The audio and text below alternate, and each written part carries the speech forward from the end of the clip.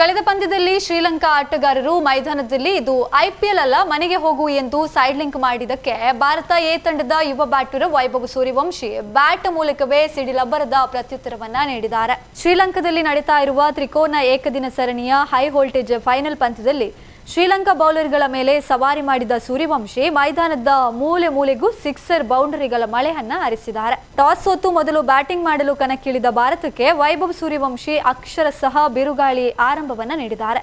ಕೇವಲ 29 ಎಸೆತಗಳನ್ನು ಎದುರಿಸಿದ ಅವರು 10 ಬೌಂಡರಿ ಹಾಗೂ ಭರ್ಜರಿ 8 ಸಿಕ್ಸರ್ಗಳ ನೆರವಿನಿಂದ ಬರೋಬ್ಬರಿ 94 ರನ್ ಚರ್ಚಿ ಶತಕದ ಅಂಚಿನಲ್ಲಿ ಔಟ್ ಆದ್ರು. ತಮ್ಮ ಇನ್ನಿಂಗ್ಸ್ನ ಆರಂಭದಲ್ಲೇ ಅಬ್ಬರಿಸಿದ ಸೂರ್ಯವಂಶಿ ಕೇವಲ 11 ಎಸೆತದಲ್ಲಿ ಅರ್ಧ ಶತಕ ಪೂರೈಸಿ ವಿಶ್ವ ದಾಖಲೆಯ ಬ್ಯಾಟಿಂಗ್ ಅನ್ನು ಪ್ರದರ್ಶಿಸಿದ್ರು.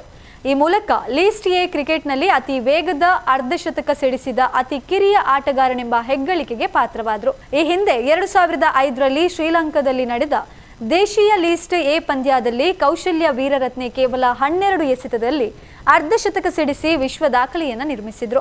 ಅರ್ಧ ಶತಕದ ನಂತರದ 18 ಎಸೆತಗಳಲ್ಲಿ 44 ರನ್ಗಳನ್ನು ವೈಭವ್ ಅವರು ಚಚ್ಚಿದ್ದು ಶ್ರೀಲಂಕಾ ಬೌಲರ್ಗಳನ್ನ ಅಸಹಾಯಕರನ್ನಾಗಿ ಮಾಡಿತು.